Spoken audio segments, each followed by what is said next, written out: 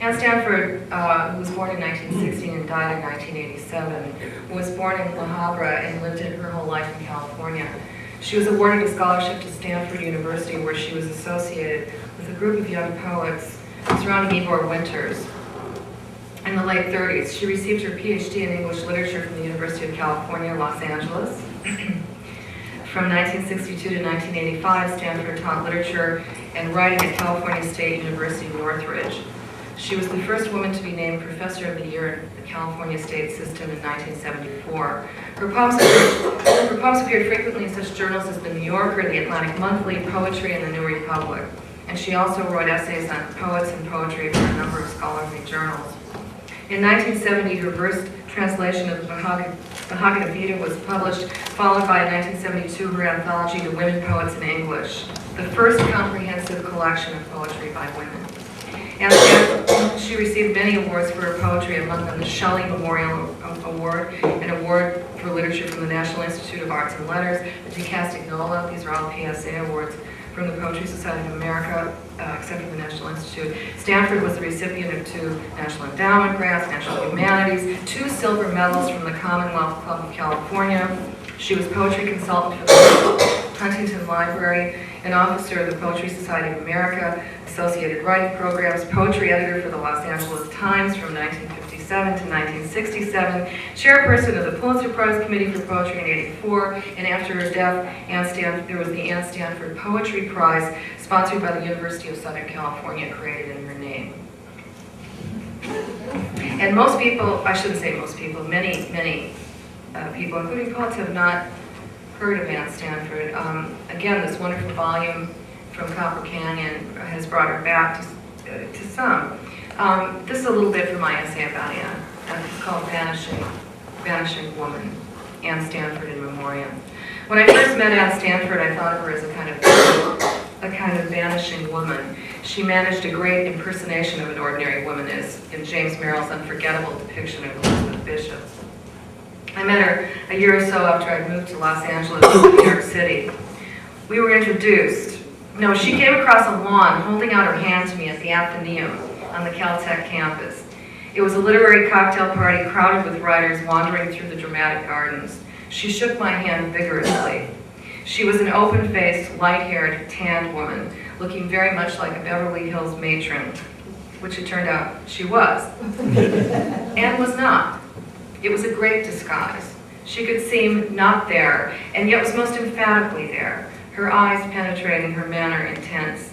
It seemed to me at the time that she was of that generation of literary women who either become flamboyant or choose self-effacement as a tactic of survival. She had, after all, studied at Stanford with Igor Winters. It occurred to me that there was no middle ground for these women. After I spent a little time in Los Angeles, what I found really amazing was that Stanford's hometown didn't seem to know who she was. I knew who she was because poets in New York, where I'd come from, knew her and read her. I thought of her remark in an introduction to the anthology of Western poets about how Southern California poets had to enter and possess the land. I had understood that remark to be ironic, since there appeared to be no entering and possessing of the land in the desert. The desert could not be cultivated, it could be sodded and watered and tripped up to look like an oasis. But in true Ozymandian style, the lesson remained. Nature always won. Something Ann Stafford was very aware of. Most poets here don't know Stafford's name. Fewer still have read her out-of-print books, and this is all changing, as I mentioned. In July 2000, the book from Copper Canyon came out, which included her unpublished manuscript completed before her death, Dreaming the Garden. That was also printed by Cahuenga Press. Ann Stafford's reputation suffered from, ironically, her being better known elsewhere. She was known nationally, as they say. She had a New York publisher. She was invited to read at the Library of Congress. She was a president of AWP. But Los Angeles is sometimes very good at ignoring its own writers, its own artists, whose recognition factor might be high in New York or elsewhere, though artists from almost anywhere else are routinely imported and celebrated here. Part of this is the old rivalry factor and a kind of inferiority complex that Southern California perhaps has not still overcome. Part of it is lack of knowledge. In Ann Stafford's case, her appeal to a larger community in the poems, which, though often set in Los Angeles, address a world tradition, her outward gaze to a literary discourse, her politics beyond the regional, her vigorous and selfless teaching for many years at Cal State Northridge, and later in her life at USC, combined with her refusal to promote herself in any way, added up to her own disappearance. And there's some more biographical information here.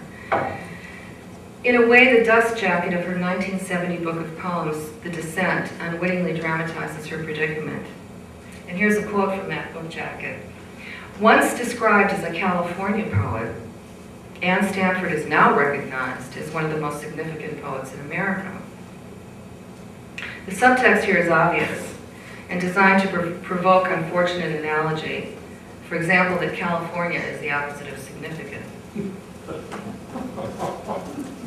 Despite her most significant reputation, Stafford, it turned out, had been categorized inescapably as Californian in distant literary capitals, the flip side of LA's not knowing her. And she ended up inhabiting that no-win zone of the tenuously yet doubly claimed, then was doubly forgotten.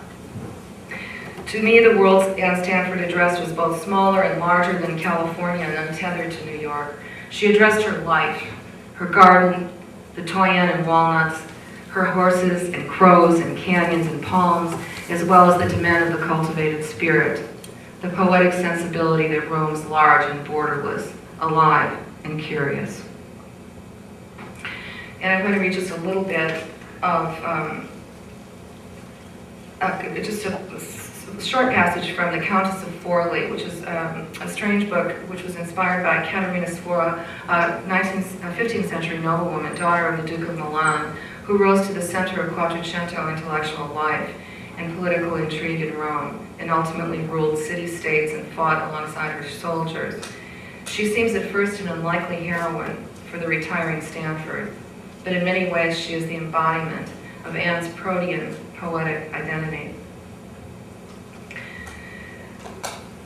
She shines with a kind of Jeanne d'Arc aura that is ambivalent, a woman who has acted boldly and without regret, yet now, in a late scene in the play, stands literally on a precipice at dawn, on January 1st, 1500, alone on a battlement overlooking a city at war. Ann Stafford never stood on a battlement, certainly, yet I clearly hear her voice and the other's voice.